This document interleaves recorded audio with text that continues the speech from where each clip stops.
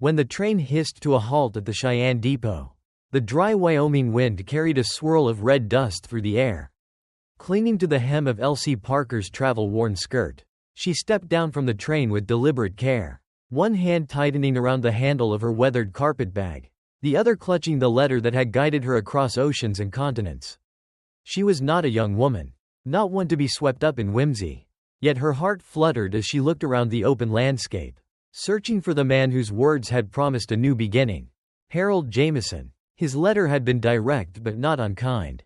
He was a widowed rancher, God-fearing, practical, with 2 sons in need of raising and cattle in need of tending.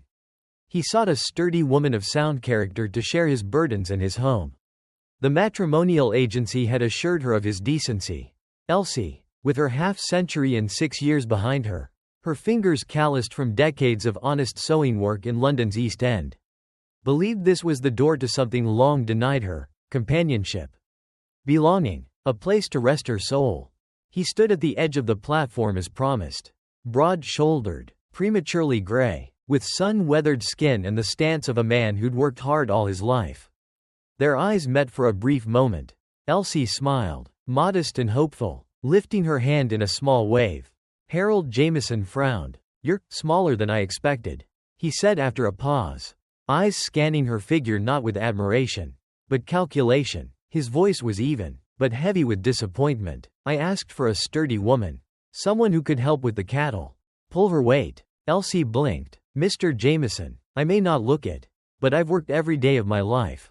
I have strong hands and a willing heart." "I'm sorry, miss," he interrupted, tipping his hat with mechanical politeness, "but this won't do." The words settled like ash in the back of her throat. "I'll arrange for your return passage," he added, already turning away, already mounting his horse. "Good day." And then he was gone, just like that. No apology, no second glance, just the thunder of hooves and the trail of dust as he rode out of her life, leaving her standing alone in the strange, sunlit town with her dreams crumbling around her feet. But even as she stood there, stunned and trying not to let her chin tremble, something inside Elsie refused to break. She had come this far, not just across miles of land and sea, but through years of solitude, labor, and quiet sacrifice. She would not collapse now. She would breathe. She would endure. The station master, a kindly man with a heavy mustache and gentle eyes, helped her find a bench inside the depot. That night, she used her carpet bag for a pillow and her courage for a blanket. She didn't sleep, not really, but listened to the far-off whistle of trains, each one reminding her that movement, forward, back, or simply through, was still possible. And in the quiet of that sleepless night, something shifted. The promise Harold had offered might have disappeared like mist, but she had made the journey on her own 2 feet. She had faced rejection with grace. She still carried her thimble, her needles, and the pearl buttons passed down from her grandmother, the tools of a woman who knew how to mend what had been torn. And sometimes, when the world unravels, all you can do is stitch it back together, one thread of hope at a time. Unbeknownst to Elsie, across the dusty corral just beyond the depot, a man had watched the entire scene unfold, a man who stood taller than most, whose shoulders bore the quiet weight of solitude, and whose eyes had grown weary from years of silence. His name was Ezekiel Boone, known to most as Zeke, and he had seen more of life's harshness than he cared to remember. But what he saw in that moment, a woman wronged, yet unbroken, stirred something long asleep in his heart. To Zeke, Elsie's dignity was a kind of courage he rarely saw, not flashy or loud, but resilient. And as the red sun dipped below the prairie horizon and the sky turned violet with evening, he made a decision that would change both their lives. Because sometimes, the heart doesn't look for the most obvious fit. Sometimes, it finds the one soul whose quiet strength matches its own hidden depth. And sometimes, love begins not with declarations or dazzling first impressions, but with a moment of shared stillness and the courage to say, "You don't have to face this alone." Blank. Blank. The Wyoming sun had barely crested the hills when Elsie Parker stepped outside the depot and into another uncertain day. Her night had been long, cold, and restless, spent curled on a wooden bench with nothing but her carpetbag and fractured dreams for company. The station master had kindly brought her coffee and biscuits at dawn. But the warmth of the gesture couldn't stave off the ache of rejection that still pulsed in her chest. She had risked everything for a letter and a man who hadn't even given her a second chance. Now, she stood under a wide, cloudless sky with no plan, no home, and a ticket back to nothing. Yet something within her held a flicker, a stubborn light. Hope doesn't always shout, it whispers. And Elsie, though bruised, still heard it. From the depot's overhang, she looked out across the corral. Dust rose like smoke from the restless cattle, and cowboys shouted across the pens, their voices filled with the grit and rhythm of life in a town built on movement. She scanned the scene with a seamstress's eye, attuned not to grandeur, but to detail, and that's when she saw him. He stood apart from the others, tall as a tree and broad as a barn door, with silver-gray hair tucked beneath a battered hat. Despite his size, his movements were fluid, almost gentle. He guided the cattle not with harsh commands, but with calm patience. His hands were steady, his voice low and reassuring. He seemed to understand the creatures in a way most men didn't, as if he saw them not just as beasts, but beings deserving care. Elsie couldn't look away. He was nothing like the man who had dismissed her with cold pragmatism. This man moved with quiet purpose, strength without swagger, presence without pretense. And when he paused, wiping the sweat from his brow, his gaze swept across the yard and met hers. For a moment, neither moved. The space between them pulsed with something unspoken, recognition, perhaps, or the first stirrings of something deeper. He touched the brim of his hat in a polite nod, then returned to his work. But the moment lingered in the air like perfume. Later, as the sun sank lower and passengers thinned from the depot platform, Elsie resigned herself to another night on the bench. She had counted her coins again, barely enough for passage east, and not enough to start anew once she arrived. She was a woman unmoored, a heart without harbor. Yet even in her solitude, she found herself looking toward the corral again, drawn by the memory of those pale, winter sky eyes. She didn't expect to see him again that day, much less walking toward her with long, purposeful strides. Her heart picked up as he approached. Up close, he was even more imposing, shoulders wide, hands large and calloused, but his face was open, kind. His gaze held no judgment, only concern. "Ma'am," he said, removing his hat, his voice a deep rumble like distant thunder. "I couldn't help but notice you've been waiting here since yesterday. Everything all right?" It was the first genuine concern she'd heard in days, and it nearly undid her. "I'm quite well, thank you," she lied with practiced composure. "Just waiting for the eastbound train." He studied her, those pale eyes sharp, observant. "Begging your pardon, ma'am, but you look like someone who's had a run of bad luck." Elsie hesitated. She'd long ago learned that honesty was a luxury afforded only to the comfortable. But something in this man's voice, its texture, its sincerity, gave her pause. "I suppose I have," she admitted quietly. "I'm Elsie Parker, formerly of London, more recently, a mail-order bride who didn't meet expectations." His expression didn't change, but something shifted in his stance, an almost imperceptible tightening of the jaw. A flicker of sympathy in his gaze. "Harold Jameson?" he asked. Elsie blinked. "You know him?" "Most folks do. Saw him right off yesterday after speaking to you." "Figured as much." His voice held no contempt, just resignation. "Harold's got particular notions about what makes a good wife. Notions that overlook what really matters." "And what matters?" she asked, more bitterly than she intended. "Character," he said without hesitation. "Kindness. The strength to weather life's storms without losing your goodness. Doesn't take size or shape to have those."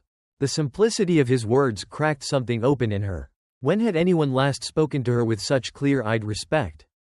"I appreciate that, Mr. Zeke. Ezekiel Boone. Folks call me Zeke." "Well, Mr. Boone," she said, managing a small smile. "You're very kind." Zeke looked out across the dusty landscape, then back at her. "I've got a proposition for you, Miss Parker. There's a lined shack a few miles north. Nothing fancy, but it's sound. Built it myself years ago. You're welcome to stay there until you figure out your next step." Elsie's eyes widened. "I couldn't possibly." "Why not?" he interrupted gently. "You need a place. I need peace of mind, knowing you're not sleeping on a bench." "But what would people think?" "They'll think what they want. What matters is, what do you think? Do you trust me?" She looked at him then, deeply. No flattery, No manipulation. Just a quiet man offering her the one thing she needed most, a place to breathe. Yes, she whispered. I believe I do. Blank. Blank. The wagon wheels creaked softly as they rolled northward, the setting sun casting long shadows across the prairie. Elsie sat beside Zeke, her hands resting gently on her carpet bag, the last possession tying her to the life she had left behind. She hadn't spoken much since they departed the Cheyenne depot. And neither had he, but the silence between them felt safe. Not awkward, as if words, at that moment, were too heavy and too small to hold the quiet beginning forming between them. When they reached the shack, it sat humbly on the edge of Antelope Creek like a forgotten prayer, its weathered logs silver in the fading light. Roof intact, chimneys slightly askew but proud nonetheless. To someone else, it might have looked like little more than a relic of some cattle company's past. But to Elsie, it was something else entirely. Sanctuary. Zeke pulled the wagon to a stop and jumped down with ease, offering his hand to help her. It's not much, he said as they walked toward the front door. But it kept me warm through winters and dry through storms. It'll do the same for you. She smiled, genuinely this time, and followed him inside. The air was thick with dust and memory. A stone fireplace dominated one wall. A small table stood beneath a window. And a modest bedframe waited in the corner, its mattress faintly scented with cedar and age. It was bare, but it wasn't empty. Something lingered in the walls, care, perhaps, or the quiet integrity of a man who built things to last. It's perfect, Elsie said softly, setting her bag down, and she meant it, not because it was lavish, but because it was offered freely, without pity, without expectation. Zeke blinked, surprised by her sincerity. It could use a good cleaning. I'll ride into town tomorrow. Bring back bedding, food, anything else you need. She turned to face him. Mr. Boone, Zeke. Why are you helping me? You don't know me. He removed his hat and rubbed the back of his neck. For the first time since they met, his stoic calm wavered. Because I know what it feels like to be alone in this world. To wonder if anyone would notice if you vanished. I wouldn't wish that on anyone. Least of all someone who's had their dignity bruised just for being exactly who they are. His words settled in her chest like warmth. You're not a burden, he added. Helping you, it's not charity. It's purpose. Elsie blinked back the unexpected sting of tears. She'd spent years making herself invisible to pain, to hope, to want. But here, in a one-room shack miles from everything familiar, someone saw her, not as a project, not as a failure, as a woman worth caring for. That night, Zeke brought in a loaf of bread, a tin of salt pork, some beans, and firewood. He lit the fire with practiced ease, the flames painting the walls in warm amber. As the scent of burning cedar filled the space, Elsie felt her muscles unclench for the first time in days. When he turned to leave, he paused at the threshold. There's a rifle above the fireplace. You probably won't need it. Nothing but coyotes out this way. But it's there for peace of mind. Thank you, she said, her voice small but steady. Zeke tipped his hat. Good night, Miss Parker. Sleep well. And then he was gone.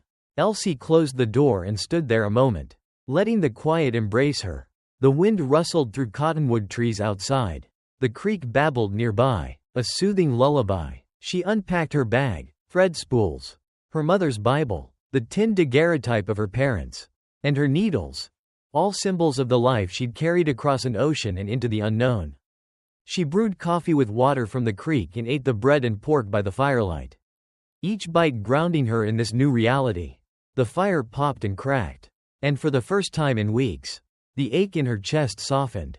It wasn't just shelter, it was a beginning. When she laid down that night on the old mattress, she wasn't afraid. The shadows didn't creep in the way they had in London when creditors knocked on the doors and hope fled like smoke.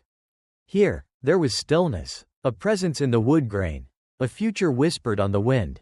She thought of Zeke, his hands, rough from work, yet gentle in gesture, his eyes, pale but filled with something that looked remarkably like kindness. He had offered her something she hadn't known how to ask for. Time, space, a chance to breathe. She slept deeply, dreamlessly, blanketed by the hush of Wyoming wilderness and the warmth of a fire built not just from wood, but from quiet, steadfast compassion. And when she woke to sunlight pouring through the tiny window and the sound of the creek tumbling over stone, Something inside her had changed.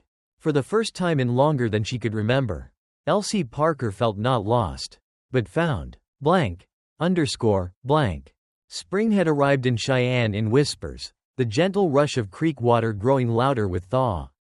The cottonwoods budding with new green, and the air warmer, carrying the scent of renewal. Inside the small line shack nestled by Antelope Creek, Elsie Parker had begun to do something she had long forgotten how to do.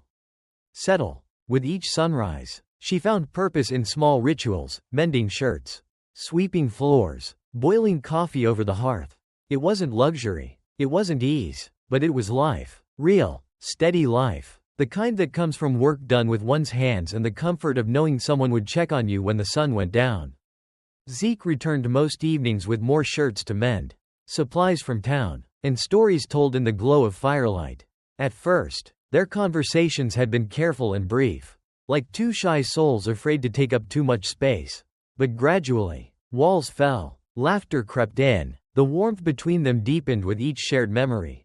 Each look held a little longer than before. Elsie felt it happening, the shift. She wasn't just surviving anymore. She was beginning to hope. But hope, as she had learned time and again, has a way of drawing attention, especially from those who don't understand it. The warning came in the form of a wagon pulled up near the shack one gray morning. Elsie was tending the garden she'd begun, rows of hopeful green shoots, and looked up to find two severe women stepping down from the carriage like specters from her past life. Primly dressed, with expressions like sharpened shears. Mrs. Margaret Abernathy and Mrs. Prudence Walsh. "Miss Parker," Abernathy said, not kindly, "we've come from the ladies' auxiliary to discuss your circumstances." Elsie dusted her hands and stood tall, despite the tightening in her chest. "Would you care for some coffee? This isn't a social call," Mrs. Walsh said briskly. "It's a matter of community concern." And then came the accusations, thinly veiled, spoken in tones of righteousness. Impropriety, reputation, unmarried woman, unmarried man. Charity turned into scandal. They offered her a place in the poorhouse, framed as a moral solution, their kindness tied as a noose. Elsie listened, hands clasped in front of her, every word a cold wind against the fragile warmth she'd been building. And yet, she did not crumble. Because when they left, their dust barely settled, and she stepped back into her little cabin. She still had what they didn't. Hope, and something far stronger, someone who saw her. That afternoon, Zeke returned earlier than usual, and the look on her face told him everything. "They came, didn't they?" he asked. She nodded. His jaw tightened. "They think a woman like you accepting help from a man like me must come with some hidden price. They see generosity and twist it into scandal. They're not entirely wrong," Elsie said softly. "Not about scandal, but about the way things look. I am living here alone, supported by you. It gives them fuel. They'd rather see you in the poorhouse than under a sound roof." Zeke said, pacing, his voice thick with restrained anger. "They're not protecting morality. They're protecting gossip." The silence that followed was heavy. And then, he said it. "There's another way. Marry me." The words fell between them like a stone dropped in still water, unfancy, unadorned, utterly real. "Zeke," she whispered. "Not just to quiet the town," he said, stepping closer, voice gentler now, "but because I want to. Because I look forward to your voice in the evenings. Your quiet laugh, the way you hum when you sew. Because I haven't known peace in years until you walked off that train." Tears welled in Elsie's eyes. And she didn't hide them. She wasn't embarrassed to feel anymore. "I need to think," she said. "I'll wait." He always had. In the days that followed, the whispers grew louder, but Elsie didn't retreat. She worked in her garden, sat by the fire with a mending hoop, walked along the creek. She thought, and remembered, and dreamed. She thought of the woman she'd been, so cautious, so certain independence meant never needing anyone. And she saw now that strength wasn't solitude. Strength was standing beside someone, choosing them again and again, even when others couldn't see why. Zeke wasn't just offering her safety. He was offering her belonging, not as a transaction, but as a gift. When she finally walked out to find him by the creek one evening, he looked up, eyes searching her face. "I'm not afraid of them anymore," she said. "Let them talk. Let them clutch their pearls. I know who I am. And I know who you are." He stepped forward, breath catching. "And I want to build a life here, with you." Not out of fear, but because I believe in us. In that moment, under a sky blooming with twilight and the sound of water running like a hymn, Zeke took her hands in his and whispered, "Then let's begin. Blank. Underscore, blank." It began with the sound of a hammer. Not loud, not intrusive. Just a rhythmic tap-tap that drifted across Antelope Creek like a song being written in wood and nail. At first, Elsie thought little of it. The line shack had always needed fixing. And Zeke was forever tinkering, making small improvements without asking. Quietly thoughtful in everything he did. But this wasn't a repair. This was something else. By the third morning of hearing that steady rhythm and catching glimpses of Zeke hauling lumber past the trees, curiosity overtook her. She left her stitching on the table, wrapped a shawl around her shoulders, and followed the sounds upstream. She found him kneeling over a new foundation, a neat rectangle carved into the earth, framed with sturdy pine boards. The early sunlight made the sawdust glow gold around him. He looked up as she approached, brushing his hands on his trousers. "What is this?" she asked, eyes wide. Zeke straightened, the shadow of a smile pulling at his lips. "It's a house." She blinked. "For who?" "For you." The words hit her like a gust of wind, sudden, warm, and breath-stealing. "But why?" Her voice was barely above a whisper. Zeke took a slow breath, as if gathering something fragile and sacred before offering it. "Because everyone deserves a place that's theirs.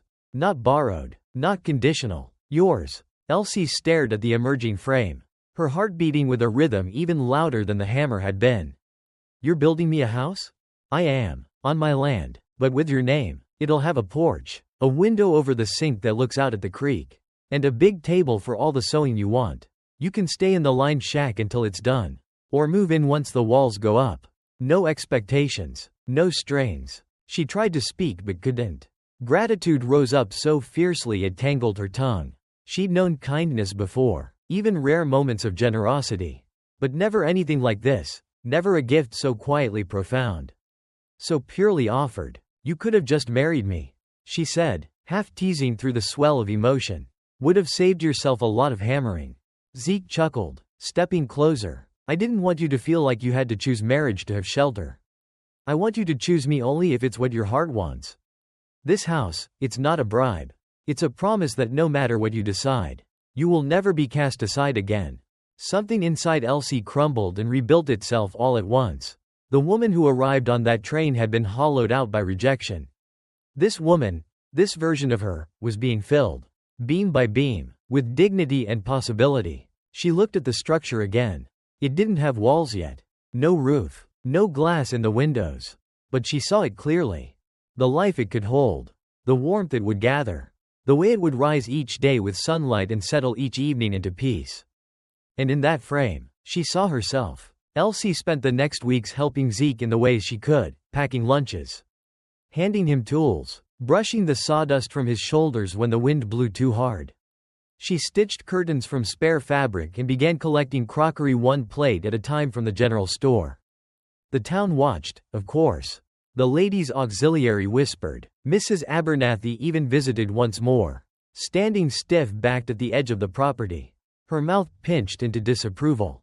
But Elsie didn't flinch. Let them whisper. Let them judge. She had her hands in the soil and her heart in the timber. She had hope growing wild in her chest. And every day Zeke showed her that love was not something begged for, but something built, with patience, trust, and quiet courage. One evening, after the walls were up and the chimney smoked gently against a blue dusk sky, Zeke invited her to walk through it with him. "Go on," he said, holding open the unfinished doorframe. "See if I got it right." She stepped inside. The floors were rough but solid. The kitchen faced the creek just as he promised. The table, handmade by Zeke himself, sat waiting for pies and patterns and late-night cups of tea. She turned slowly in the small space, touching the doorframes, the windowsills. Her eyes misted over. "It's more than right," she said. "It's everything." Zeke reached for her hand then, held it, weathered palm to weathered palm. "I meant it, Elsie," he said. "This house is yours whether you take my name or not. But if you do, know this. My love won't be built on what the town thinks or what anyone expects. It'll be built the same way this place was, board by board. Every nail driven with care." She looked into his eyes. filled with such steady devotion. And nodded. "I know," she said, "and I believe you." And in the quiet that followed, filled only with birdsong and creek water and the hum of something sacred between them, they stood inside a promise made of more than timber. It was made of love. And it would last. Blank. Underscore. Blank. The house was nearly finished. Elsie spent her days sweeping out sawdust, sewing the last of the curtains, and dreaming of what it would feel like to wake in a place that was wholly hers. In the evenings, she and Zeke sat on the unfinished porch, watching the sun melt into the creek, their silences growing more tender than words. He hadn't spoken again of marriage since the day he'd offered her the house. He didn't need to. His actions, every beam, every board, spoke louder than any vow. But one Tuesday morning, a letter arrived from the Cheyenne courthouse, hand-delivered by Judge Morrison himself. He greeted Elsie with the warmth of a man delivering good news. "Miss Parker," he said, tipping his hat, "mighty fine place Zeke's building you. He's always had a talent for carpentry, but I dare say he's outdone himself." Elsie smiled, brushing dust from her skirt. "He's put his heart into it." The judge handed her a document. "You'll need this soon enough, once the property transfer is finalized. You've picked a good man, Miss Parker, and one of the wealthiest landowners in the territory, though you'd never know it from how he walks around like a humble drover." The words hung in the air. "Wealthiest?" Elsie blinked. "I'm sorry, sir, did you say wealthiest?" The judge chuckled. "Oh yes. Didn't he tell you? Ezekiel Boone owns half the valley past the creek, 3 cattle herds, and more acreage than he can count. Life's simple, but that's by choice. He could have had any woman in this town, but he waited for someone who'd love him for more than what he has." The blood drained from her face. He hadn't told her. Not once. Not during their walks, or the nights beside the fire, or the long afternoons spent choosing where to plant roses outside the new house. He had let her believe he was a man with little, and she had come to love him for it. That night, when Zeke came by with a bag of nails and a smile, she didn't greet him at the door. She was seated at the table inside, hands folded tightly in her lap, the judge's letter lying open beside her. He stepped through the door and froze at the look in her eyes. "You knew this would matter," she said quietly, "and you chose not to tell me." Zeke set the bag down slowly. "Elsie, I opened my whole heart to you," she said, voice trembling, "and all this time, I thought we were building something honest." We are," he said quickly, stepping forward. "I didn't tell you because I needed to know, absolutely know, that what we had was real. That you weren't here because of land or cattle or—" She stood, cutting him off. "You thought I'd care more for a bank ledger than a good man's heart?" "No," he said, his voice almost a whisper. "I thought you deserved the truth. But I waited too long. I see that now." The silence between them stretched, aching with things unsaid. Elsie turned away, eyes stinging. She had been poor long enough to know how cruel wealth could make people. She had seen women used, discarded, shamed by men who thought money made them gods. And she had trusted Zeke to be different, not because he had little, but because he gave much. Now, doubt crept in like cold wind under a door. He reached for her hand. Gently. "I never wanted you to feel indebted to me. I never wanted you to wonder if you mattered because of what I could give." "I didn't wonder," she said, "until now." And then, she walked past him, out the door, into the cool night air that smelled of pine and promise and pain. For 3 days, she stayed in the lined shack, nursing the wound of mistrust. She didn't weep, she didn't shout, she simply thought about what it meant to love someone with everything you had, only to find they'd hidden part of themselves from you. But on the 4th morning, she stepped outside, bare feet cool against the damp grass. The house sat on the hill, framed against the dawn like a hope that hadn't yet given up. And suddenly, she saw the truth more clearly than she ever had. Zeke had not hidden who he was out of malice. He had hidden it because, like her, he had been bruised by the world. And like her, he had longed for something real. He had given her a house. Yes, but he had also given her time, respect, a place to breathe. He had shown her love not through diamonds or dresses, but through a doorframe carved with care, a kitchen facing east, a garden plot waiting for roots. She walked up the hill to the house, the morning light warming her skin.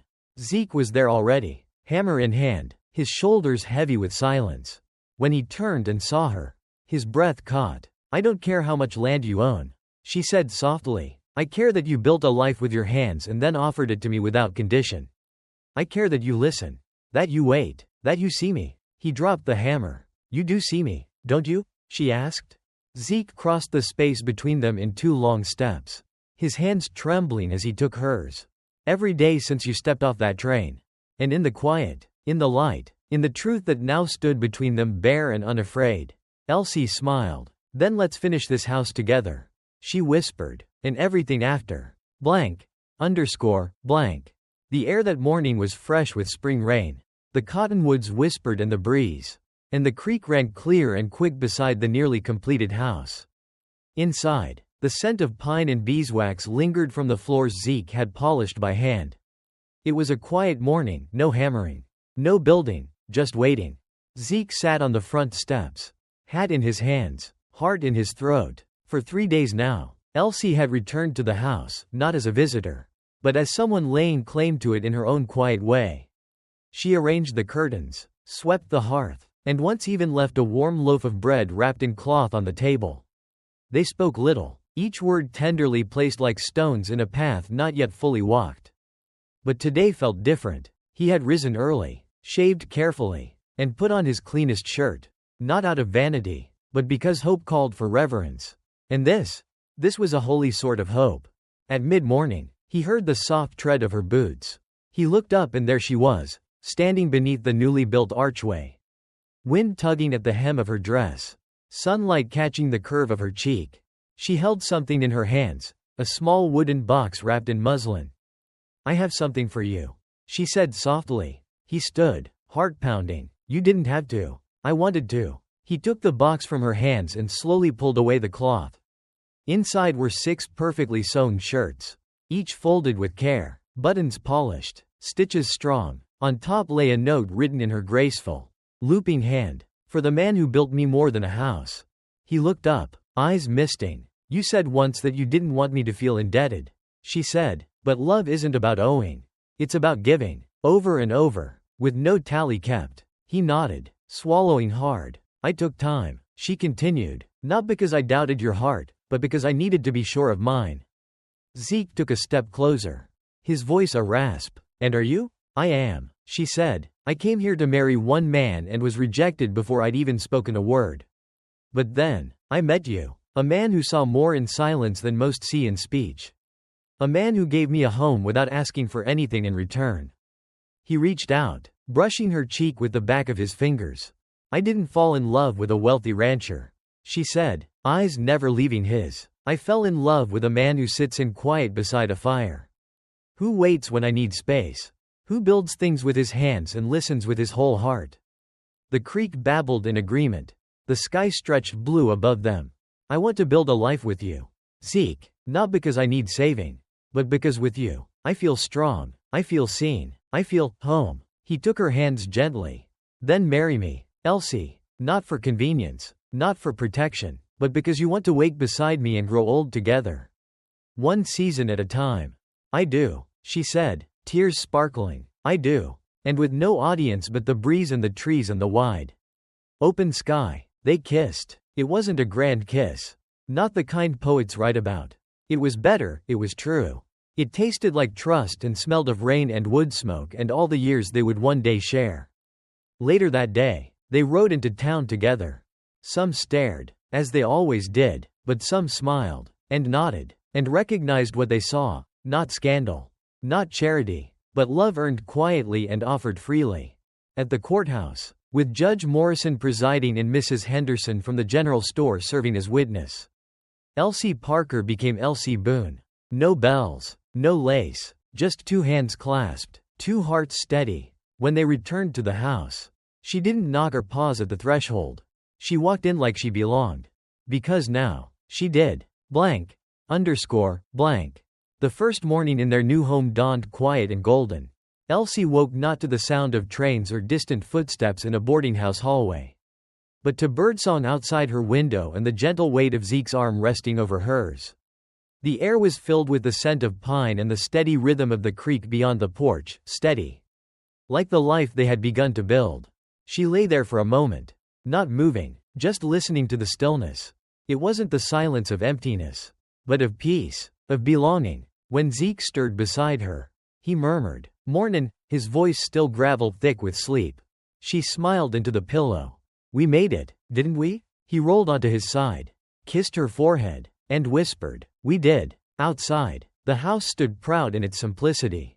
Not grand, but strong, and filled with the little things that made it theirs. A curtain stitched with Elsie's embroidery. A rocking chair Zeke built from leftover timber. A chipped teapot that brewed mornings just right. Each room held pieces of their story. The dining table where they read aloud from dog-eared books. The kitchen counter where she rolled dough while he washed apples from the orchard they were planting. The shelf above the hearth lined with small mementos, buttons, a hand-forged horseshoe, and a tin photograph of her parents she'd carried across the ocean. They didn't need much. Love had taught them that. In town, word spread quickly. How the woman who had once been rejected became the heart of a new homestead. How the man once thought to be a lonely rancher was, in truth, a man whose wealth lay not in land, but in loyalty and humility.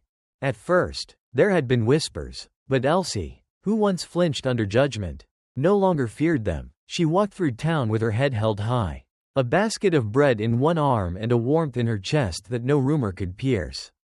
And people began to see her not as an outsider, but as something rare, a woman who had turned hardship into something beautiful. She began to sew again, not for survival, but for joy. She made dresses for young girls in the community, tablecloths for newlyweds, and quilts stitched with the stories of Cheyenne's quiet lives. People came to her not just for her skill, but for her kindness. Her home became a place of refuge, where tea was always hot, and no one was turned away without warmth. Zeke thrived, too. He taught young ranch hands how to care for cattle without cruelty, how to build fences that held, and homes that didn't just shelter but welcomed. He worked hard but always returned before the sun dipped, just in time for dinner and quiet walks with Elsie along the creek. Their marriage was not marked by grand gestures or dramatic declarations. It was built in the everyday. In the way he warmed her hands on cold mornings. In the way she set his coffee beside the chair he always favored. In the way they listened, really listened, when the other spoke. And when hard days came, as they always do, they faced them together. Whether it was drought, or illness, or the inevitable aches of age, they bore it side by side. Not as rescuer and rescued, but as partners, equals, two hearts stitched together, weathered but unbreakable. One spring, a young couple from back east arrived in Cheyenne, hopeful and uncertain. They'd heard about the town's growth, about opportunities, and when their wagon broke an axle near the edge of town, Zeke fixed it, and Elsie brought them stew. That night, the couple stayed in the same line shack Elsie once called home. She placed fresh linens on the bed and a candle on the nightstand. When the young woman, eyes wide and weary, asked, "Is this your place?" Elsie smiled and said, "No, my home's just up the hill. But I started right here." That night, Elsie stood on the porch of her house. The same porch Zeke had built with his bare hands. She looked out at the stars, her heart full. Behind her, Zeke sat in the rocker, a book in his lap, glasses on the bridge of his nose. She turned and whispered, "Do you ever think about how far we've come?" Zeke looked up, eyes crinkling with affection. Every day, she stepped into his arms, resting her cheek against his chest. The beat of his heart was steady, familiar, safe. "I once thought my life had ended the day I stepped off that train," she said, "but really, it was just beginning." Zeke kissed her temple. Sometimes the best journeys start when everything else falls apart. And as they stood there, in the home they had built, not just with timber and tools, but with kindness, patience, and a love forged in second chances, they knew that what they had wasn't just a life. It was a legacy of hope, of healing, of love chosen freely, lived fully, and offered back to the world. One stitch, one sunrise, one small act of grace at a time.